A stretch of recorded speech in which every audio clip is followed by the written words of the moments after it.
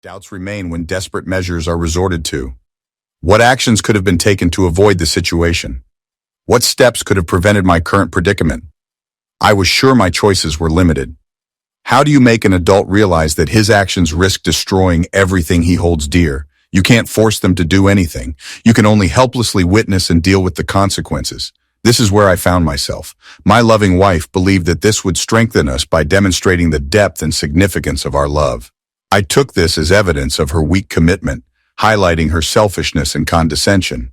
I'm just an ordinary person living an ordinary life. I'm not a stoic, gentle, romantic hero. Like everyone else, I have my flaws. I tend to focus too much on myself, overwork myself, and occasionally express unreasoning anger. It's not intentional, it just happens that way. I'm only human. Such is life. Work and events often disrupt the flow. Amanda and I have been married for 19 years, enjoying moments of intimacy 2 or 3 times a week. It was always enjoyable, and we shared enthusiasm for more when time allowed. Hobbies such as football, good books, or TV shows, along with parental responsibilities, sometimes distracted us. However, we found time when it was necessary or when there was a desire. Our marriage was smooth sailing, our finances improved, and our daughters Olivia and Audra, 16 and 14, added joy to our lives. While I may have considered myself ordinary, they were something out of the ordinary. Life was thriving until my wife entertained unconventional ideas. She called our bed life plain vanilla and insisted on adding spice. Despite my pleasure, I agreed to play along. Initially, this involved experimenting with different positions, which I enjoyed because of my athleticism and good form. However, after several times, the novelty disappeared. Then came the role-playing stage, a concept whose origins I could not understand. Girlfriends, women's magazines, or some errant TV show maybe. It was fun about 3 times, but eventually it just felt pointless. Focusing on a hot woman while trying to maintain Leonardo DiCaprio's character, or remember that she was Scarlett Johansson, became a difficult task. I refused to continue, and suddenly she expressed her displeasure. She asked, when was the last time I went on a date? I replied that just last Friday I took her to that Italian place she wanted to try. We'd go to the movies and her mom would babysit the girls for the night. She reminded me. After clarifying what she didn't mean with her, she asked how long it had been since I dated someone else. I asked if she was accusing me of anything. She quickly assured me that she wasn't, and asked if I remembered the name of the last girl I dated besides her. Confirming what I did, I named her Donna about 2 weeks after I met her. We had a big argument about that date. When she asked if I was ever sad, I laughed and said, God, no. I remembered how awful the whole date was, not the date itself, which was really good. Working up the courage to ask a girl out, worrying about getting hit on, awkward first conversations, it was pretty damn traumatic, more like absolutely terrifying. She then asked what brought it on. I explained that I was just wondering if she ever felt like she wanted to go on a date with someone else. She assured that she had never felt anything like that. She remembered how upset she was when I went out with Donna and reminded me that she told me she wanted us to be exclusive. I agreed, noting that I wanted the same. I added that if I had felt differently, I would not have asked her to marry me. Married, as I explained, means you don't date people other than your spouse. She dropped the subject, and I didn't hear about it again for a month. It was a Friday night and we had just finished making love, without any role-playing or trickery. It was just us, a man and his wife, enjoying each other's company. I came twice and she must have climaxed 12.5 times. We lay in bliss after pleasure. Then she remembered something that broke her mood.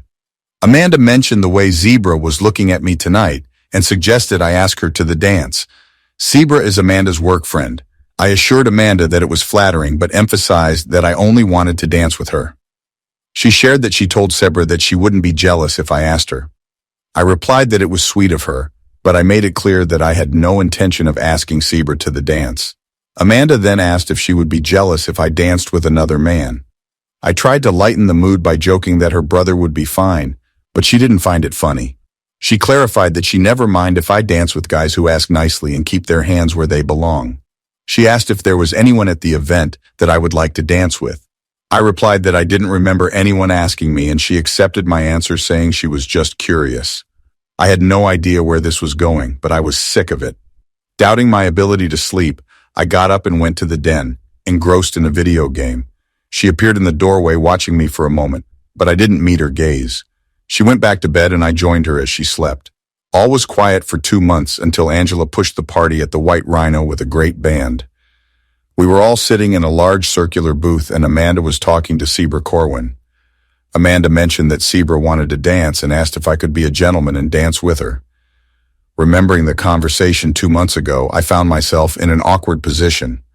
Although I appreciate Sebra's friendship and don't want to hurt her feelings, I didn't really want to dance with her. The prospect of her curvaceous body against mine was unsettling, but I didn't know how to gracefully decline. Although I loved to dance, I wasn't sure about my abilities, especially compared to Sebra, who moved gracefully like a big cat. Sensing that there was no good way out, I stood up and mentioned that I thought they were playing our song. Sebra joined me, her brown thighs visible under a short blue dress.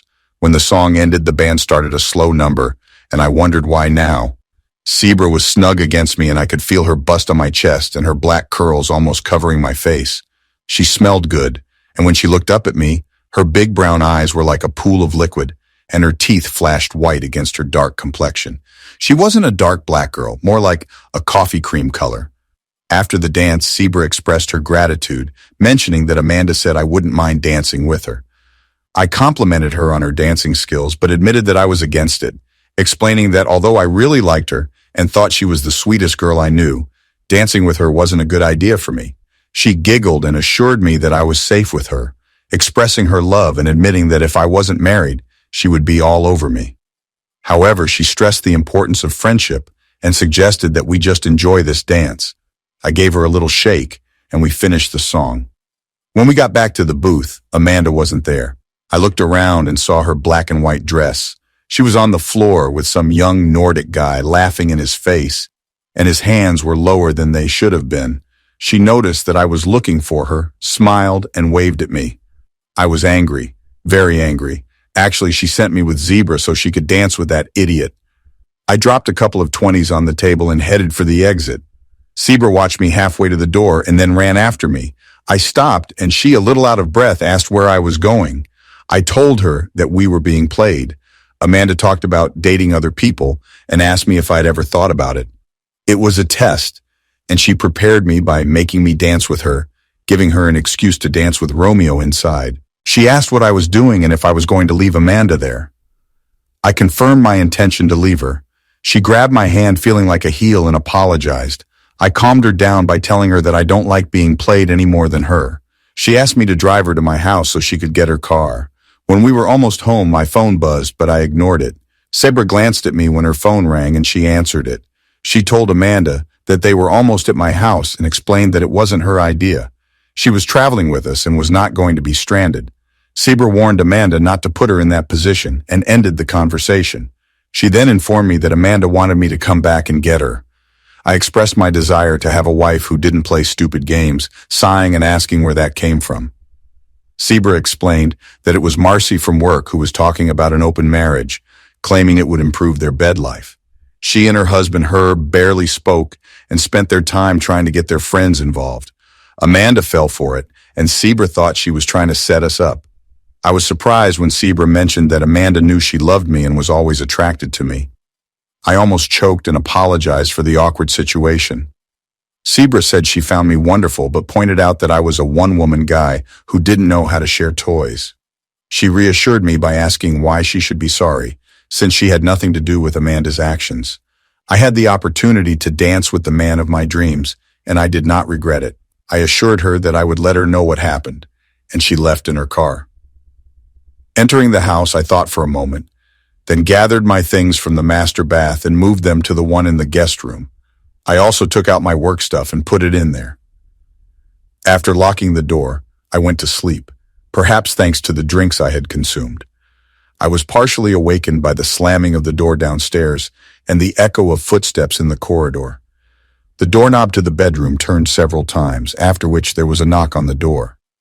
I heard Amanda stage whisper, careful not to disturb the sleeping girls, asking what was going on. The tapping and whispering continued for about 10 minutes before her footsteps retreated into our bedroom, or what used to be ours. Surprisingly, I didn't like the bed in the guest bedroom. In an attempt to slip away before she woke up, perhaps a coward's plan, I failed. She went down the stairs while I packed the files into my briefcase. She snorted, clearly angry, asking what was wrong with me. I countered, suggesting that perhaps she should ask herself that question. Her voice rose as she asked what that meant. I picked up my briefcase, stating that everything I did was a reaction to what she did. I expressed my desire not to look at her now, emphasizing how close she was to pissing me off forever, instructing her to get herself together, make sure all her points were checked, and be ready to talk about it when I got home. I mentioned that I'd pick up the girls and take them to Mom's to sort this out. Her face went pale, and she claimed she had no idea what I was talking about, assuming there was a possibility of something planned for the night. I told her it was up to her, stating that if she was interested in fixing what was broken, she should be ready and stop making excuses. I added that if she was satisfied, she could do whatever she wanted. I ended by telling her to move her things into the bedroom because I liked my bed, making it clear that she was not welcome in the same bed as me. She pouted, but I left her there and went to work. I picked the girls up from school, and they happily went to Graham's for the evening. I told my mom that Amanda and I were having some problems and that we needed some time to ourselves. She hugged me and expressed her love. I was grateful that I didn't have to answer a bunch of questions. Amanda was there when I got home. She made cookies, and a plate of them and a cup of coffee were waiting for me. Standing up, she hugged me for a moment, kissed me on the cheek, and sat next to me on the sofa. I helped myself to a chocolate chip oatmeal cookie and an M. We seemed to be off to a good start, and I hated to ruin all that camaraderie. I turned to Amanda, expressing my disapproval of the unpleasant situation she had created last night. I stressed that what she did was not only hurtful to me, but embarrassing for both of us and disrespectful to C, who was supposed to be her friend. Amanda struggled to make eye contact and apologized for her actions. Reflecting on my own behavior, I realized that I should not have handled the situation the way I did. My intention was to establish a relationship with her, because before she was constantly shutting me down. I saw this approach as a way for her to consider alternative perspectives. When asked about the possibilities, Amanda hesitated for a moment before blurting out that she was thinking about trying to date other people. In response to her discovery, I told her that there were a few problems with the idea, the first being that we were both married. She claimed that other married people do this, citing open marriages as a way to strengthen love. Skeptical, I questioned her sources, asking for a name. She mentioned Marcy and Herb, claiming that they had an open marriage and that it strengthened their relationship. I doubted the authenticity of her information and suggested I Google her to verify. She looked a bit shocked, but agreed to sit next to me as I started the laptop. After typing in how many people have open marriages and clicking on the first link, we found that the survey found that less than 1% of Americans have open marriages. Checking a few other links gave the same result. Less than 1%? She seemed to expect something different and noted that it was still a significant number, estimated at least 3 million. I disagreed, expressing doubt that many of the children were married, open or otherwise. Offering a different approach, I suggested entering how many Americans expect their partners to be faithful. Following the link, we found that over 95% of Americans expect loyalty. I wondered, so what does that mean? She made a point. I guess most people are not very open-minded. I thought there would be more people with alternative lifestyles. I hear about it all the time. I wonder how many of these open marriages end in divorce. Despite her reluctance, I insisted, well, I did, and I wanted her to know. I then entered how many open marriages end in divorce. The response revealed that 92% of open marriages end in divorce after 5 years or less. I analyzed the statistics, said, okay, let's see. Less than 1% of Americans are in an open marriage. This means that out of 1 million people, less than 10,000 are in an open marriage. 92% of open marriages end in divorce. This means that of those 10,800,000 do not end in divorce within 5 years. That's 800 out of 1 million. I asked Amanda to do the math and consider the odds of success in open marriages, especially when 92% of the 1% fail. She admitted that the odds were not very good. I pointed out that the few that are successful are the ones that both sides want.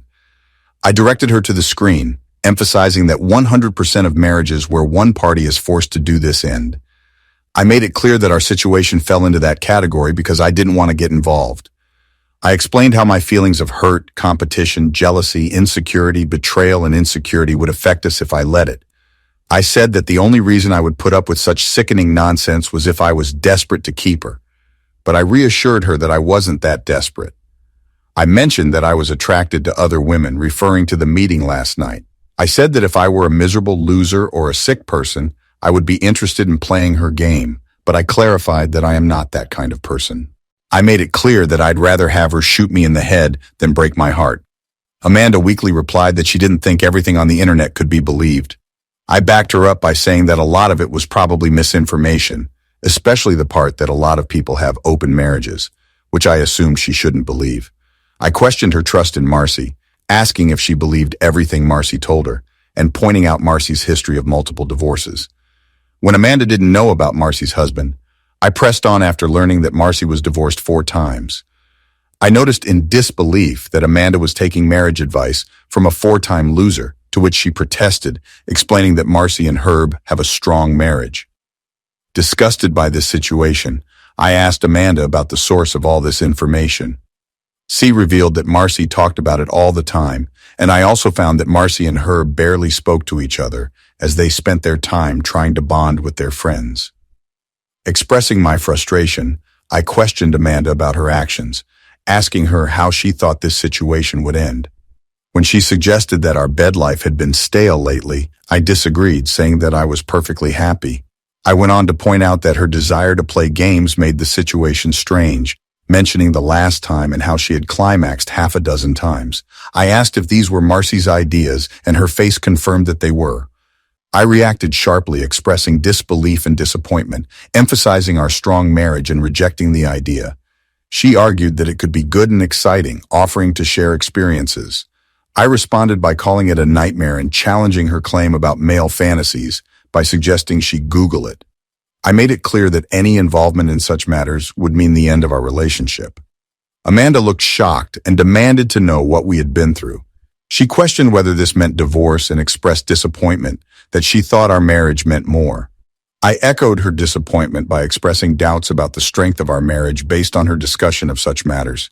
I conveyed that her discussion of such matters led me to believe that our marriage did not mean much to her. I asked what she would tell our daughters about Mom and Dad getting separated. Rebutting her point that it would be because I couldn't accept her having another relationship, I argued that the truth would be that their mother didn't love their father enough to keep her marriage vows and provide for them. Love house. I accused her of putting her own desires ahead of our family's well-being. As our anger grew, she declared her determination to make it happen, saying it was inevitable. I responded by refusing to accept it and warning of consequences. I argued that she was wrong and stressed that our marriage would not survive her being involved with someone else, saying that I would consult a lawyer once she got over it. I offered her options: forget everything for a quick divorce or schedule a therapy session to understand her irrational behavior. I expressed skepticism about the success of the consultation, calling its actions a big mistake that would make everyone miserable. I attributed her misconceptions to Marcy's influence and warned her that positive results were unlikely. I made it clear that I would not sit idly by, stressing the potential suffering for all involved. I questioned her about her plans and challenged her actions. She taunted me by insisting on her will and claimed that I couldn't stop her. She claimed I wouldn't divorce her for fear of losing too much and threatened to take the girls in the house, leaving me alimony and child support. In response to her taunts, I urged her to think about the situation and not do anything stupid. Despite her declarations of love, I resisted her proposal, stressing the potential excitement that she felt would only lead to risks and downsides. I stood my ground, expressing the seriousness of the situation and rejecting her request to try. She got up, came to my chair, and tried to hug and kiss me. I pushed her hands away, stood up, and said, "Don't touch me. I need to think about it. I'll let you know what I decide." I lied. I didn't need time to think. I needed to organize my strategy.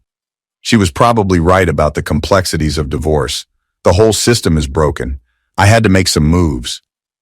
I left her and went to the master bedroom and locked the door. After spending 30 minutes on the computer and 10 minutes on the phone, I had a financial plan. The problem was the girls.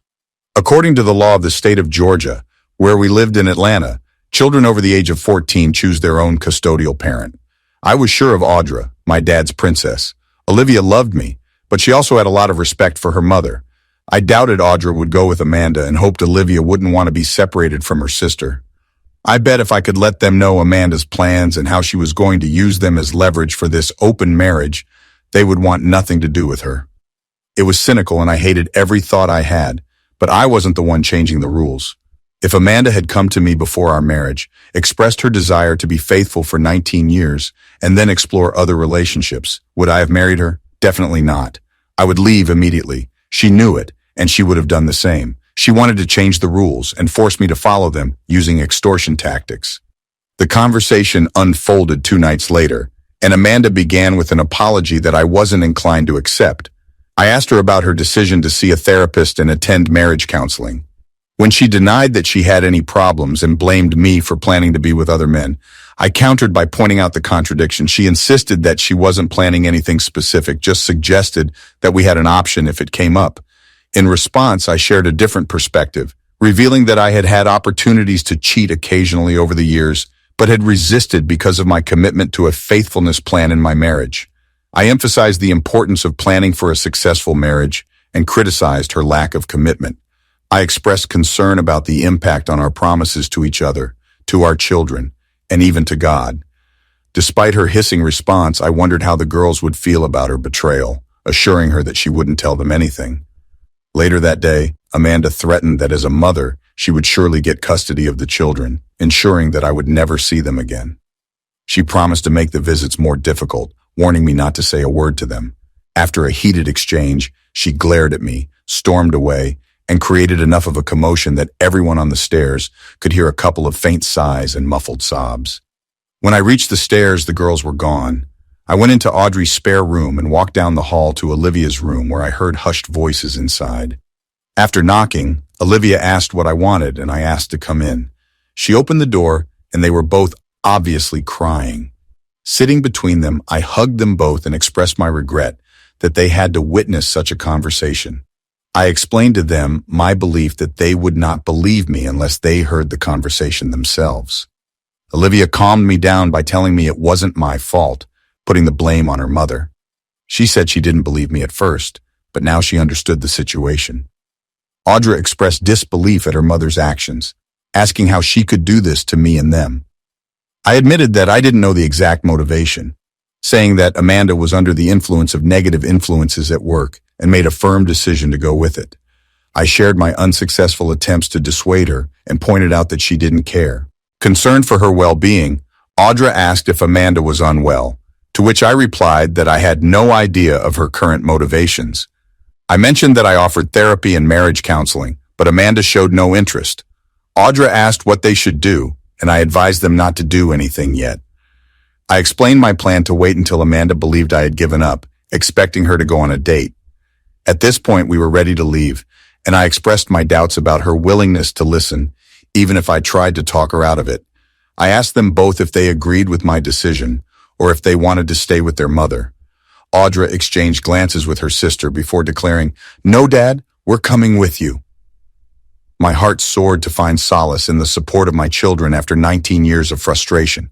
For the next 2 months, Amanda and I barely spoke, assuming the role of distant roommates who hid little affection for each other.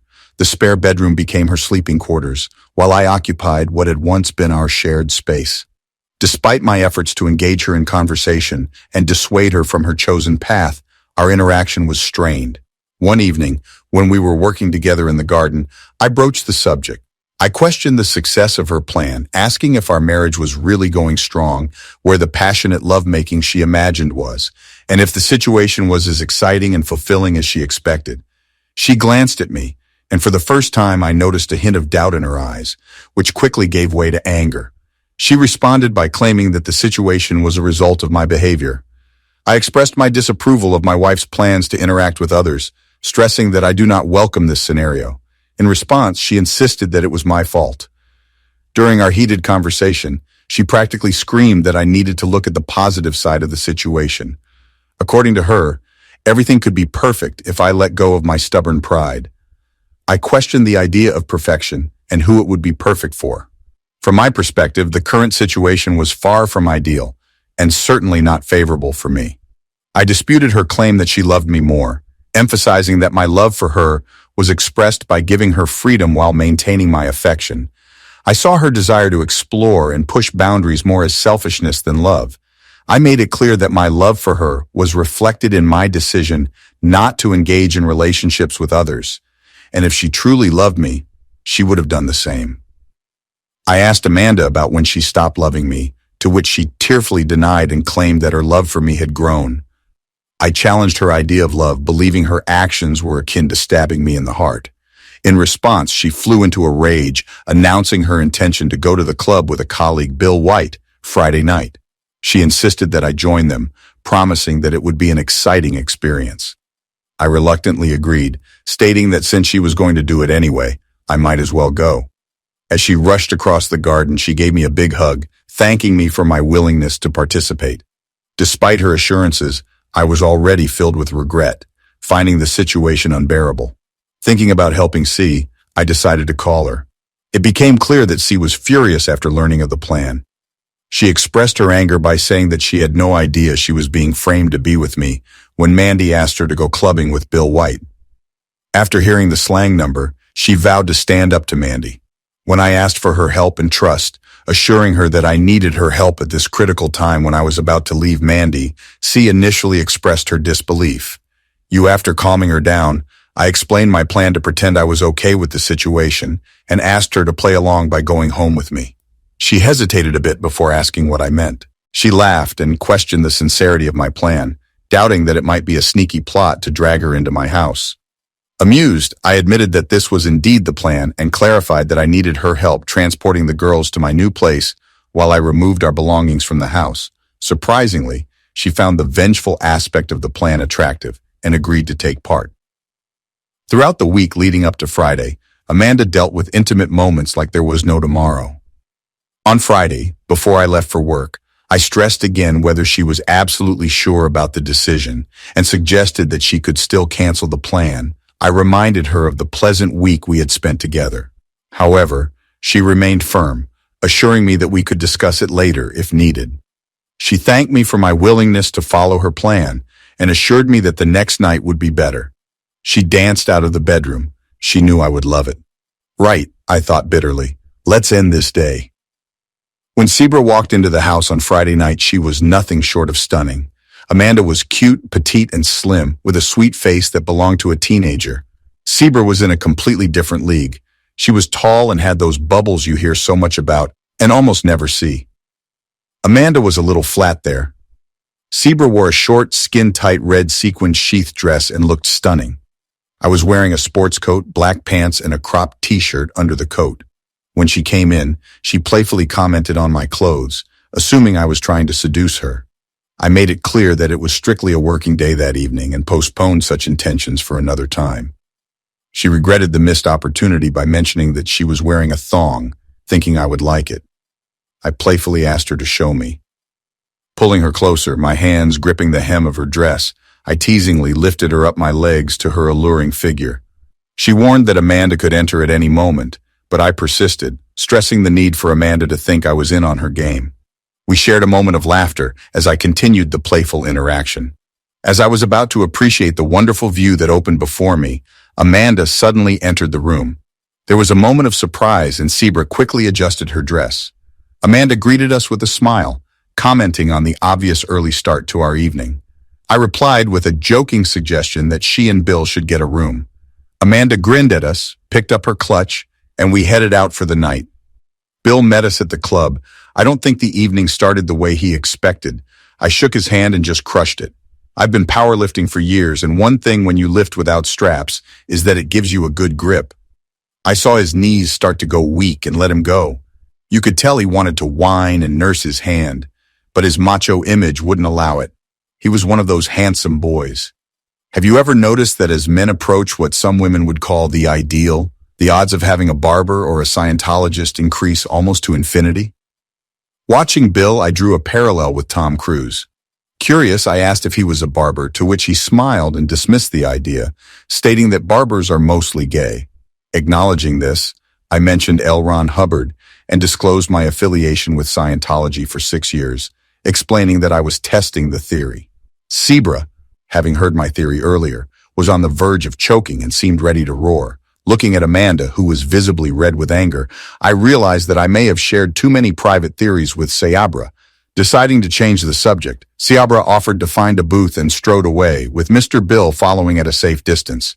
As soon as he was out of earshot, Seabra roared and I joined in, admitting, "You are an evil man, Corwin." "Yeah, well, it's a hell of a night," I replied.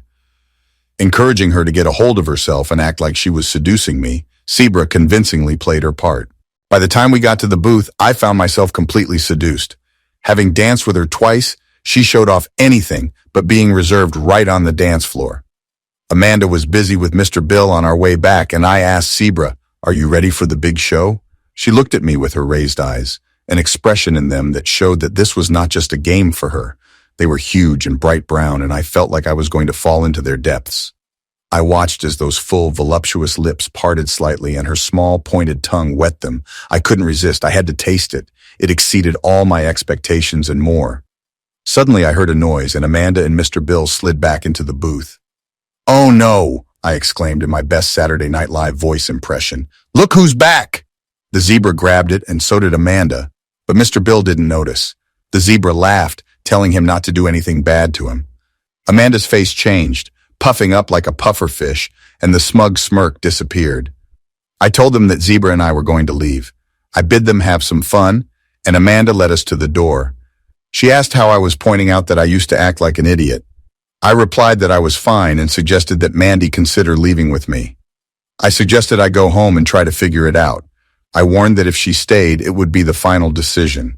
She expressed her excitement by mentioning that it would be great for us and advised me to go and have fun, assuring me that it would be wonderful. She urged me not to be an idiot. I retorted that it was her interest in Mr. Bill, not me, and stated that we were leaving. She grabbed my hand, insisting that it would be a great experience, stressing that Zebra was interested in me. I asked if she had spent the night with him, teasing his endurance. She hesitated a bit, mentioning that she might be home around midnight, planning to spice things up with Mr. Bill. I slapped my forehead as I remembered their plans. I told her to shut up if Zebra and I were still engaged when she came back. She kissed me, and I hoped she liked it, knowing it would be the last. I got out and got into the car where Zebra was waiting. She asked if I was confident in my decision, considering my long marriage. I sighed and confirmed that I was sure. She commented on my seemingly calm demeanor, expressing surprise that I wasn't suffering. I explained that I had run out of emotional energy because I had been upset for a long period of time. I clarified that I was just tired and sick right now and wanted the ordeal to end. I mentioned that I shed countless tears, but that time has passed and it's time to move on. I offered to follow the girls. Upon arrival, we noticed that the moving truck was already loaded. The girls were busy carrying their clothes downstairs and packing them into large plastic tubs. In terms of furniture, we only took the essentials, like the bed from the master suite, the girls' beds, their TVs and electronics, and the big screen, which we replaced 6 months ago with an even bigger one. When the girls gathered their things, S took them in her car and they drove to our new place. It was as far from the old as we could get while staying in the same school district. The boys finished packing and I took one last look around. It looked empty and quiet. Only the ghosts of 19 years lingered. Sighing, I took off my wedding ring and placed it on the kitchen table next to my cell phone. The girls' phones were already in place, signaling that it was time to leave. A feeling of melancholy surrounded me. I left with a whimper, a few small jabs at Amanda and Mr. Bill, and I left with 19 years that were pretty damn good. Well, good. Everything happens. I locked up, loaded the tools from the garage into the back of the truck, and drove off. The girls were thrilled with the new place, especially with the pool in the backyard. They couldn't wait to try it the next day. "Do you like it, baby?" I asked Audra. She was welcome, she said. I had no idea what yeet meant, but it sounded positive. Zebra was in attendance, still looking great. However, even if she was Jennifer Lawrence in the flesh, I'm just tired. Not that I prefer Jennifer Lawrence to Zebra, but you know what I mean. I think she sensed it, gave me a dazzling smile, gave me a quick peck on the cheek, and then disappeared. The lingering scent of perfume was the only reminder that she was there. We went to bed, and surprisingly, I didn't sleep well, but I did. The next morning I got up and made coffee, and after a while the girls joined me. We ate Danish Kringles and chocolate milk for breakfast, and they watched cartoons on TV until lunch. 2 gorgeous little bundles of energy in bikinis splashed around in the pool as I lay there and watched. I wasn't really paying attention, wondering what Mandy was doing. By now, she was most likely in a frenzy, calling everyone she could think of trying to figure out what happened. She had a hard time finding us. I didn't work. I sold the business and was good to go. There were no girls at school. It was summer vacation. We didn't go anywhere except to the store, and we walked or took the bus there. The truck was parked in the garage. I was sure the police were looking for us, but without a car, it would be a problem for them. The only way she could contact us was electronically. She flooded our inboxes with messages, immediately messaged the girls every time they logged into social media, and sent tweets and Instagram messages. We read them, but did not respond. May she find us the hard way. I assumed she would eventually seek me out, considering she had a job and bills to pay. I, on the contrary, did not pay, and I knew that she would soon fall behind. We had a lot of equity in the house, and losing it would not be something she would want. About 3 weeks later, a private investigator approached me at the grocery store. He asked who I was, to which I replied that my wife had hired him to find me. He stated his intention to inform her of my whereabouts and suggested that I call her. He warned threateningly that if they saw me, they would accuse me of stalking. Releasing him, I told him to kiss me, not expressing any intention of addressing her. It turned out not necessary. The police showed up and Mandy told them that I had kidnapped the girls. They asked me to go down to the station and find out. When I refused, they grabbed me and took me to the city center. The girls left in another car, and when they got to the station, Amanda was there. She tried to hug the girls, but they rejected her. They pushed her away, and the woman followed with Amanda. They went into one room, and I into another. The police officers began to interrogate me aggressively. I presented my ID, noting that they already had my driver's license. The only words I uttered were a statement that I wished to remain silent and a request to speak to a lawyer. The statement silenced them, and I overheard one of them mention that I was a lawyer. They gave me a phone, and I called John Trimble, who arrived 45 minutes later as we had planned. It took about 3 hours to resolve everything. At the trial, the girls confirmed that they came with me voluntarily and denied the abduction. They refused to talk to their mother. From there, John took over, pointing out the lack of a court order on detention. He emphasized that, according to Georgian legislation, both parents were considered equal candidates for guardianship, and emphasized that children over 14 years of age can choose the parents they want to live with. In the end, they had no choice but to let us go. Zebra came out with us, and Amanda followed behind, asking the girls to talk to her. They got into the Zebra and drove off, leaving us alone in the parking lot. Amanda was crying buckets, looking like a mess. She turned her unhappy eyes on me and fell to her knees. I reminded her that I had previously asked her not to mess with Mr. Bill, stating that she had not listened, so why should I? She continued to pray, begging her not to be treated this way and expressing her sadness. I agreed to talk, asking where she wanted to go. She asked to go home, not wanting anyone to see her like this.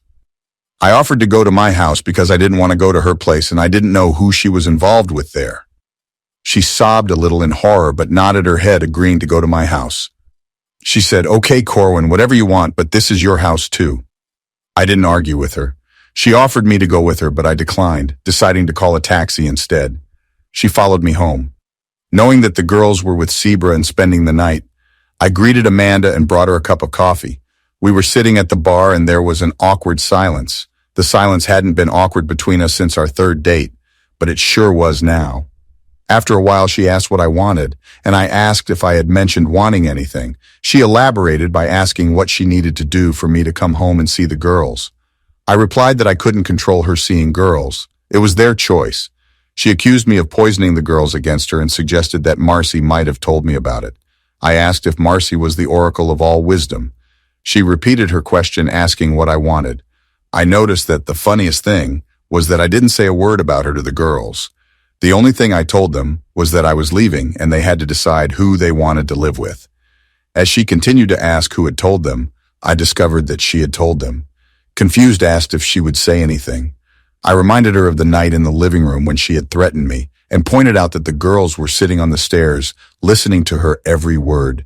Her face turned pale and she began to sob, unable to continue. I conveyed to her that the girls believed she had poisoned their perception and added that I shared that belief. Her plea was pitiful, reminiscent of mine.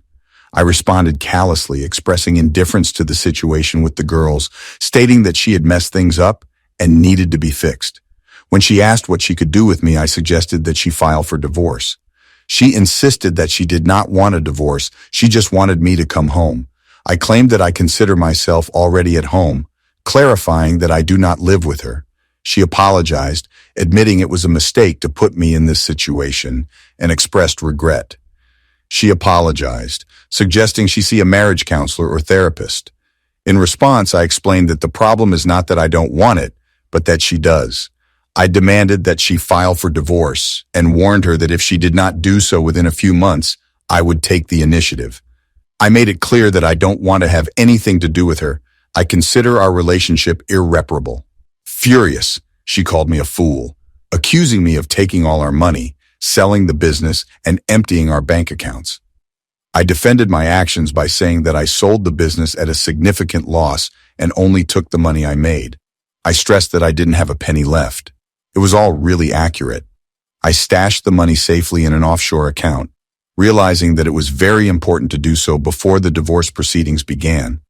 The record showed that I sold the business to a Danish company for less than what I owed in taxes. I deliberately overpaid the IRS by a significant amount, and the excess funds were kept to offset future tax liabilities. Our brokerage accounts remained intact, even though I knew I would have to give up half of them.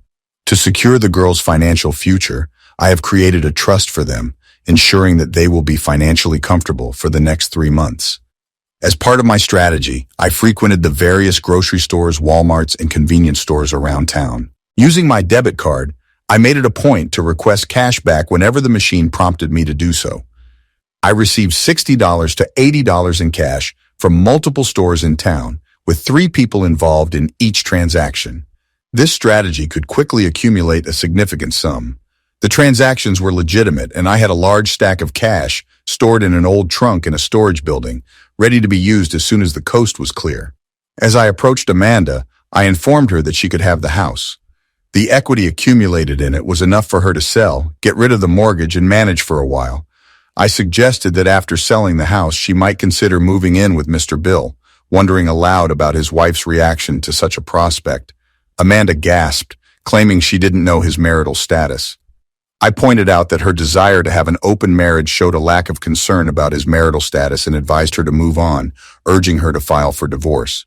Standing up and heading for the door, I was followed by Amanda, who was visibly upset, wringing her hands and crying. She stopped at the door and looked at me and asked me to tell the girls she loved them and apologized. I agreed to deliver the message and assured him that I would not give up. I explained that I didn't file for divorce because I didn't want him, expressing my desire for her to come home. She commented on my apparent lack of openness and expressed regret that she had not foreseen that things would turn out this way. She continued to profess her love for me and declared her intention to keep trying.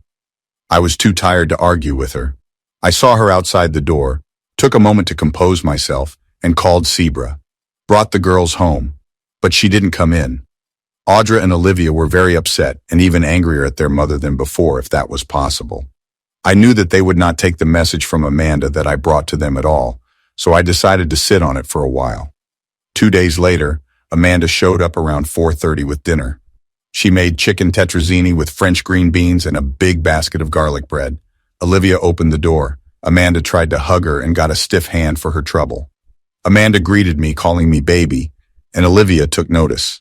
I heard Amanda say sorry, confess her love, and say she misses me. However, Olivia stopped her abruptly, refusing to hear any of it and telling her to stay away. Amanda was visibly shaken, and when she nearly collapsed, I saved the basket of food she was carrying. Lifting her onto the sofa, she sat down and covered her face with her hands, sobbing about how much they hated her. I admitted that what she did to the girls was hurtful and expressed my doubt that they would trust her again.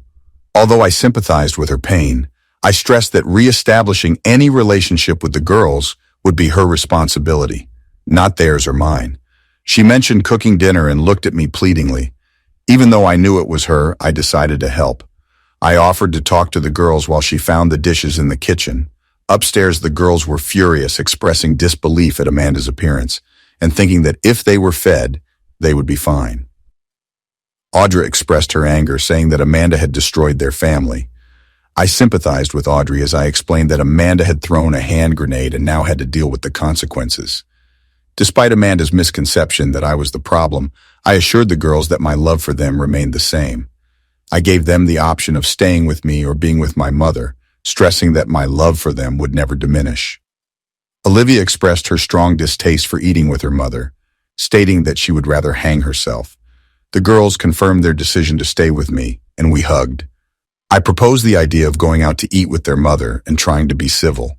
Olivia asked if I wanted to, and I expressed my desire for them to do so, avoiding any mean comments. Using my debit card, I made it a point to request cash back whenever the machine prompted me to do so. I received $60 to $80 in cash from multiple stores in town, with 3 people involved in each transaction. This strategy could quickly accumulate a significant sum. The transactions were legitimate, and I had a large stack of cash stored in an old trunk in a storage building, ready to be used as soon as the coast was clear. As I approached Amanda, I informed her that she could have the house. The equity accumulated in it was enough for her to sell, get rid of the mortgage, and manage for a while. I suggested that after selling the house, she might consider moving in with Mr. Bill, wondering aloud about his wife's reaction to such a prospect. Amanda gasped, claiming she didn't know his marital status.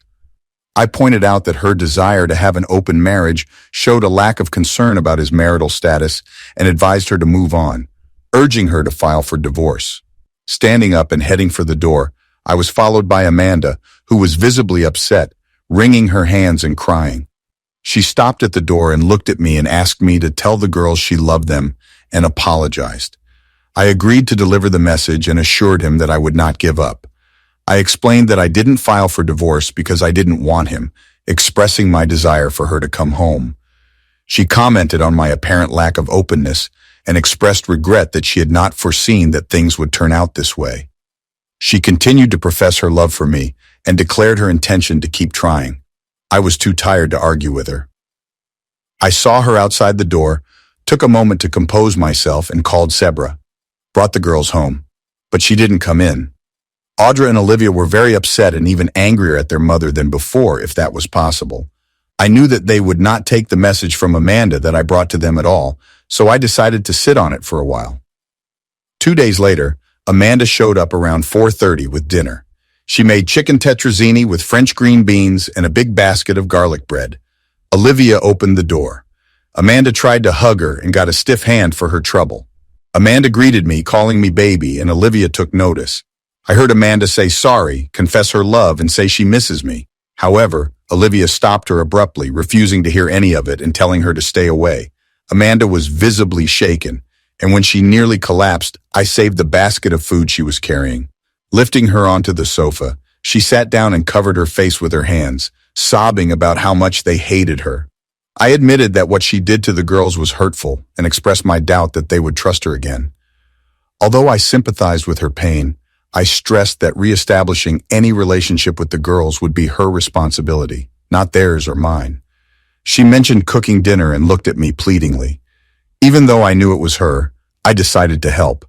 I offered to talk to the girls while she found the dishes in the kitchen. Upstairs, the girls were furious, expressing disbelief at Amanda's appearance and thinking that if they were fed, they would be fine. Audra expressed her anger, saying that Amanda had destroyed their family. I sympathized with Audrey as I explained that Amanda had thrown a hand grenade and now had to deal with the consequences. Despite Amanda's misconception that I was the problem, I assured the girls that my love for them remained the same.